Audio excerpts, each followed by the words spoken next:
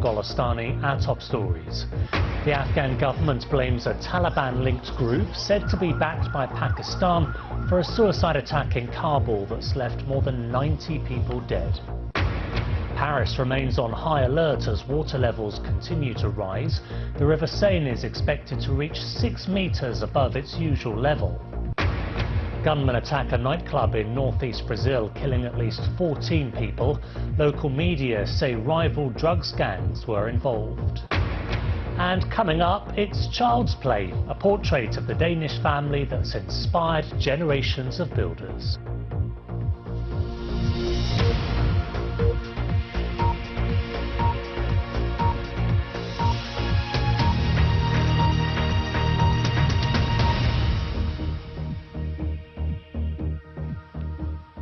Hello, welcome to the programme. The Afghan government has accused Pakistan of providing support for militants who killed at least 95 people in a suicide bombing in Kabul. It says the attack on Saturday was carried out by the Taliban-linked Haqqani network. Islamabad has always denied supporting Afghan militants.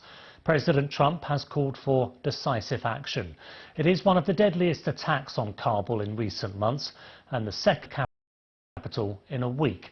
An ambulance packed with explosives was blown up in a busy part of the city. Zia Sharia reports. An ambulance packed with explosives driven into crowds on their way to work. The force of the blast shook the windows of buildings at least a mile away. Some low-rise structures collapsed. A plume of smoke was visible across the city.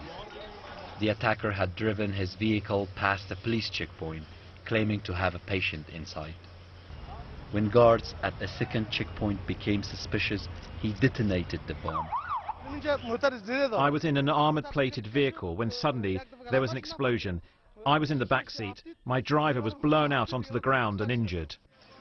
The area of the attack is home to foreign embassies and the city's police headquarters. The road had been closed to public transport. The Taliban claimed responsibility.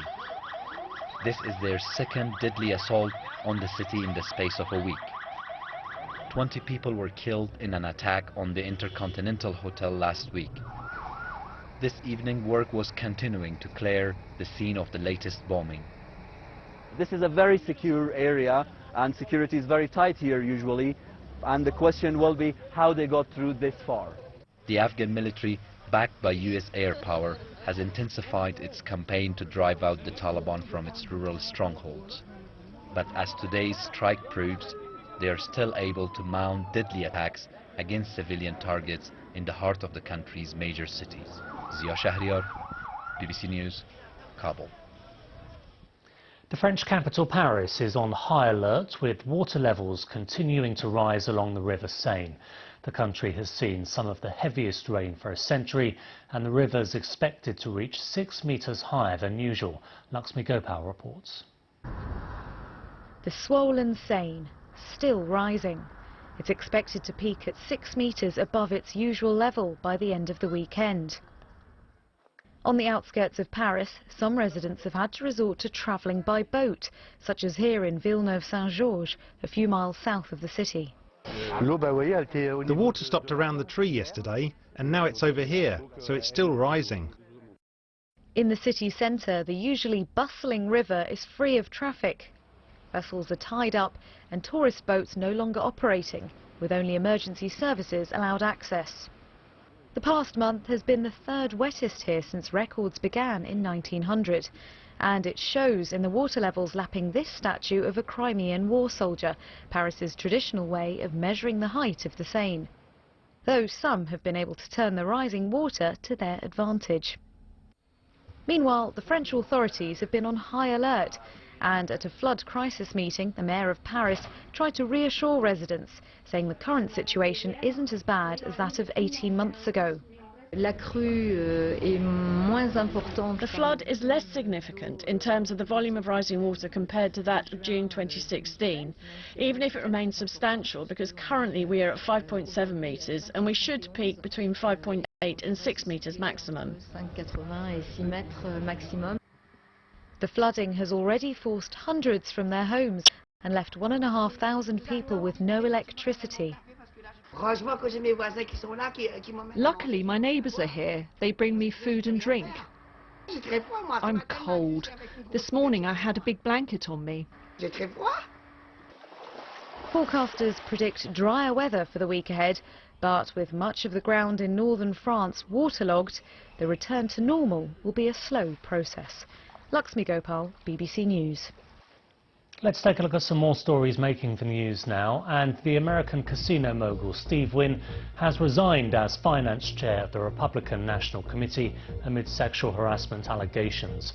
A Wall Street Journal report on Friday alleged that the 76-year-old billionaire harassed massage therapists and forced one staff member to have sex with him. He's dismissed the accusations as preposterous.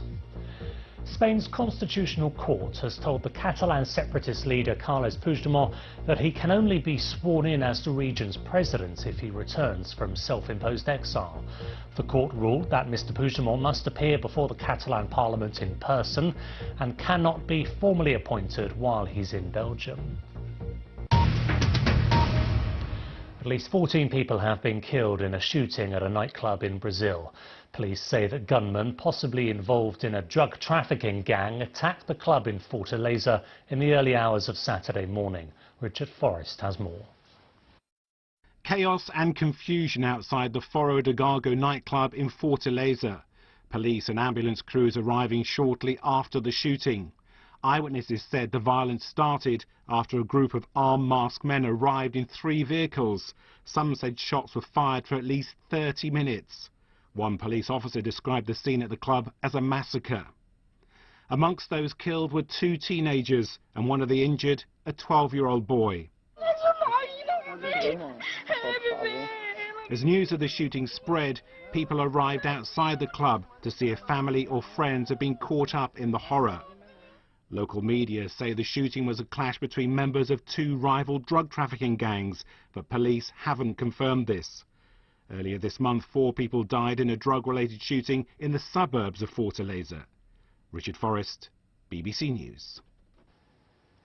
In the US, Michigan's Attorney General has promised a full investigation into how the sports doctor Larry Nassar was able to abuse young women for decades while working at the state's university.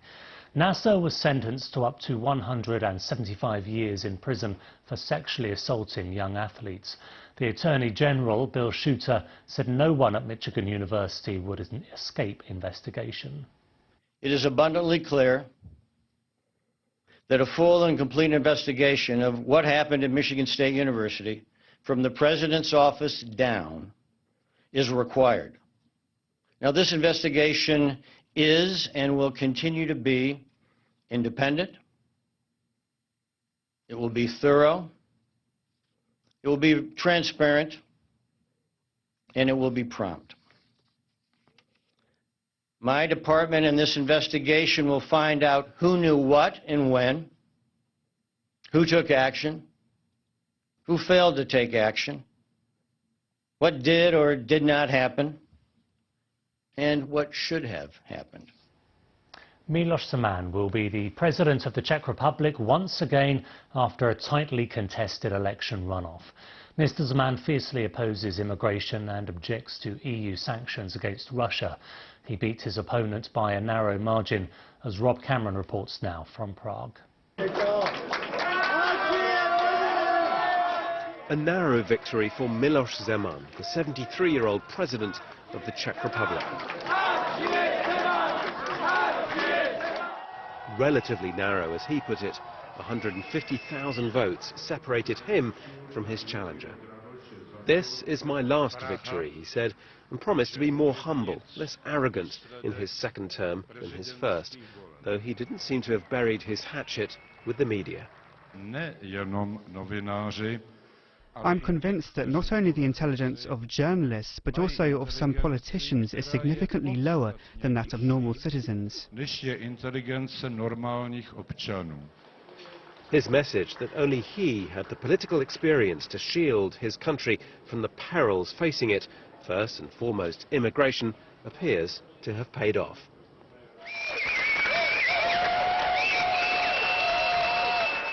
But across town, the mood in his challenger's headquarters was upbeat. The candidacy was a huge experience, a life experience and a political one. I can't quite imagine myself not using it in some way. The result was a blow to liberal, pro-European voters who believed Jiří Drahoš could bring about a change to reaffirm the Czech place in the heart of Europe, looking not east but west. They will have to wait for the next election if that dream is to be fulfilled. But how long will that be? There are concerns about President Zeman's health. He suffers from type 2 diabetes and has difficulty walking. He seemed exhausted in recent months. His doctors say he is perfectly healthy. But how long can this political veteran continue to dominate Czech politics? Rob Cameron, BBC News, Prague. So Miloš Zeman is one of a number of populist politicians who have seen increased success in Europe in recent years. Poland, Hungary, Bosnia and Herzegovina, Serbia and Bulgaria are all currently led by governments that are widely considered right-wing and populist. Meanwhile, Austria, Latvia, Greece, Switzerland and Norway are among the countries where right-wing populist parties form part of coalition governments. Parties with similar outlooks have also been winning an increasingly large share of the vote in elections in many other European countries in recent years. One of the world's richest men, Prince Al-Walid bin Talal, has become the latest high-profile figure to be released after a major anti-corruption drive in Saudi Arabia. An official said the prince was released after a settlement was approved by the state prosecutor, but the prince said no charges were brought against him and no deals had been done. Our Arab Affairs editor, Sebastian Usher, reports. That's a dining room. Just hours before his release, Prince Al-Walid bin Talal gave his first interview from the gilded cage of the Ritz-Carlton Hotel. And these are my salads. In hard cash terms, he has been the biggest catch of all in the Saudi purge.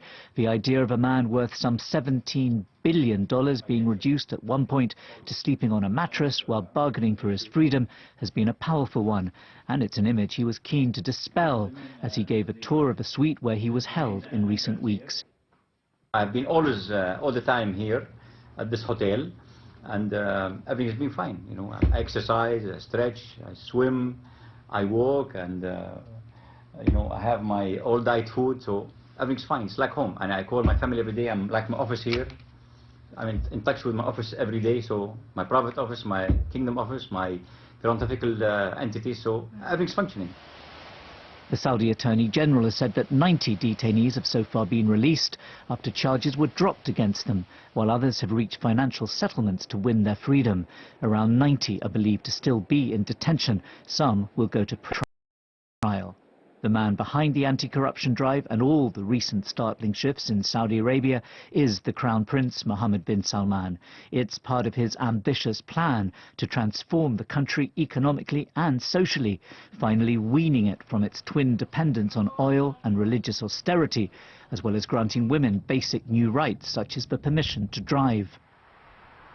His Vision 2030 project needs massive funding, and the authorities say the purge should deliver at least $100 billion to state coffers. Those who cooperate may be somewhat lighter in cash, but they should be able to with their businesses and their lives. But it's still a risky move, which could consolidate the Crown Prince's power or build up resentment against his dominance. Sebastian Usher, BBC News. Stay with us here on BBC News, still to come.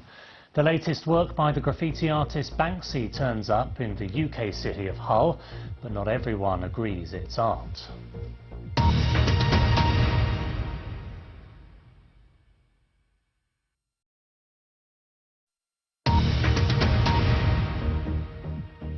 Welcome back. You're watching BBC News, the latest headlines. The Afghan government is blaming a Taliban-linked group said to be backed by Pakistan for a suicide attack in Kabul that's left more than 90 people dead.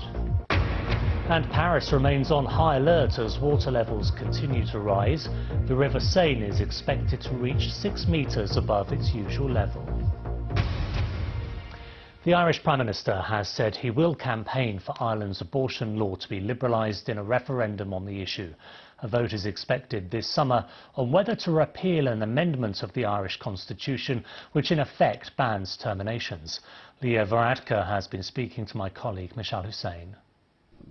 As I've said on many occasions, I believe Ireland's abortion laws are too restrictive and need to be liberalised. We do, however, unlike other countries, have a constitutional ban on abortion in our constitution, and the only way we can change our constitution is by referendum. So we'll have that referendum hopefully this summer, and we should be in a position to make a decision on that in government next week. So when you say they are too tight, are you saying you will be campaigning for the abortion laws to be relaxed? I'll be campaigning for them to be changed and to be liberalised, yes. Okay. Because you said in 2014 that you were pro-life, so your view has changed since then? I suppose in that period I think it's fair to say that my own views on this matter have evolved, but I think sometimes that term pro-life and pro-choice can be misunderstood. You know, I think even people who are in favour of abortion in certain circumstances are pro-life. You know, I still believe in life, but I understand that there are circumstances under which pregnancies can't continue, and I don't think it's the role of the state to essentially criminalise people. So does that mean you're not prepared to say that you are pro-choice? But again, you know, what do those words even mean? Like, every single person I know who says they're pro-choice believes in some sort of restriction. They don't believe in late-term abortions, for example, up to 38 weeks. You know, so these terms, pro-life and pro-choice, don't really comprehend the complexity of this issue, which is a very private and personal one, and one I think that contains a lot of grey areas. And is it your intention to hold a referendum before the Pope visits? Intention is to hold a referendum as soon as we possibly can. It's not particularly affected by the Pope's visit, and I intend to have that referendum this summer. But as you may know, or your viewers may not know, I don't have a majority in my Parliament. I'm heading a minority government, so it is possible that it could get delayed in Parliament, but I hope not. You know, people of Ireland deserve to have their say on this issue. When the constitutional ban was put in when the ban was put into our constitution, I was 4 years old, and nobody under 52 has had a say on this, and I think people should be allowed to have their say, and that's why I'm asking my government, and I'll be asking our Parliament, to allow people to have a referendum on this. Leah Varadkar speaking to Mishal Hussain. A mural by the world-famous graffiti artist Banksy has appeared in the UK city of Hull. Matthew Bone has the story. The Bankside area of Hull is no stranger to graffiti, but this latest edition is a little different. The artwork certainly looks like a Banksy, and the artist seemed to confirm its identity when they posted a picture of it on social media, and it's caused a lot of interest. This is a quiet, old industrial part of Hull, but ever since the rumours of the Banksy appeared last night, there's been a steady stream of people coming here today to check it out for themselves. It's really good. Fantastic. I also like the way that the writing in it is like writing that's on a chalkboard or in a school, like when you see that sort of thing. I like his shoes. I think he's got a nice pair of shoes on. Got to wear a nice pair of shoes, haven't you, Rosa? Of the hundreds of people who've come along to see it, Gavin is more excited than most. A lifelong Banksy fan, he works just round the corner. For me personally, the culture that I grew up in, it's a dream, really, a dream come true. But what does the mural mean? Well, it depends on who you ask. Obviously the bridge is raised, and it's the drawbridge. For me, like hundreds of years ago, we never let the king into Hull. What I see is a sort of defiance, a sort of challenge. It could have been to do with us voting out for Brexit, of course, and it's all about pulling up the drawbridge again. But not everyone is happy to see this graffiti appear, and one Conservative opposition councillor has an idea about what to do. Record by whatever means we can. Digital photographs will be good. Banksy's contribution to that piece of work, then clean it off, because it's graffiti, and all graffiti is damage. If Banksy wants to create real art, and I'm sure he does, then perhaps it might be a good idea to buy some canvas. The graffiti has already been graffitied, with some green spray just nicking the toe of the mural. And this afternoon, new fencing was put up to keep people from getting up close. Matthew Bone, BBC News. 60 years ago, Gottfred Kirk Christiansen, the second-generation owner of Lego, patented the Lego brick, which took the world by storm. His grandson has been speaking to the BBC's Witness about the family business.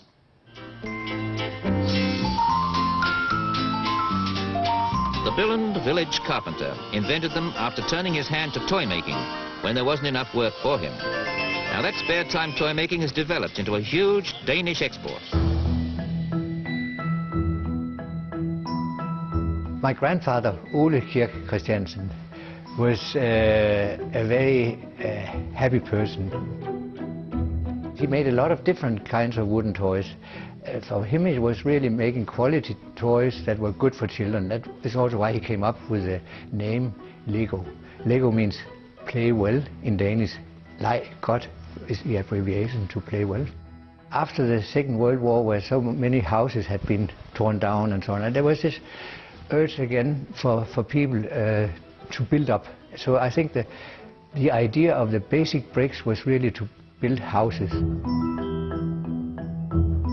My grandfather and my father also, they were both quite fascinated with the opportunities making something out of plastic.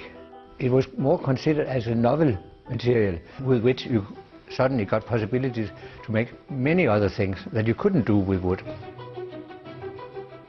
In 1958 I was 10 years old, and that was the year where my father patented the Lego brick with the tubes. The original bricks were just hollow, and they could stay together if you put them on top of each other, but they couldn't position in many odd ways, so to say. By having the tubes, now you could put them together like this. He was so proud of having created this system.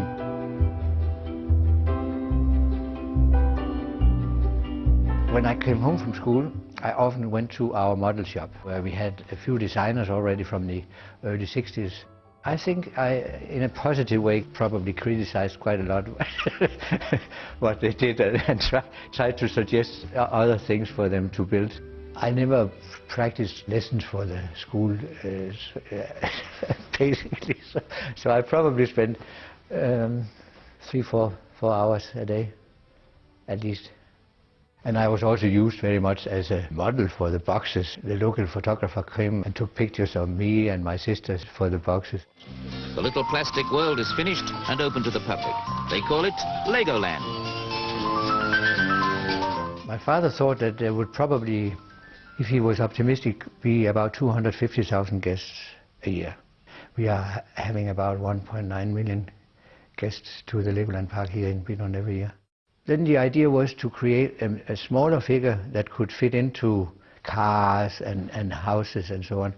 The first minifigure was just a static figure with no arms and no legs, and I pushed for that it has to be a figure that is more lively also, and always with yellow, happy face. Yellow was also very sensible in that then it didn't conflict with any colors of races and so on. We have made this Lego house. It is what we call the home of the brick. The concept, the Lego brick, is timeless. Physical play is always something that will be there, and I think especially play where it stimulates the child's imagination.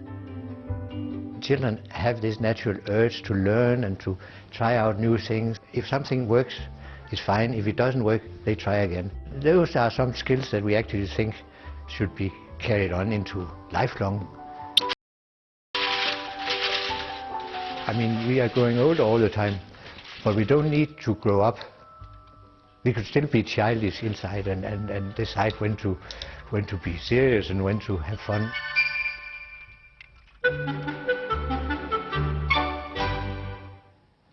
And finally, Carnival is up and floating on the canals of Venice. Spectacularly dressed acrobats, dancers and musicians were part of a show with a circus theme. It's one of the oldest carnivals in the world, dating back to the 11th century. Thousands of people from around the world are expected to visit the Italian city to see the 2-week-long event that will include masked balls, concerts and gondola parades on land and, of course, on water. You're watching BBC News. I'm Duncan Golestani. Do stay with us.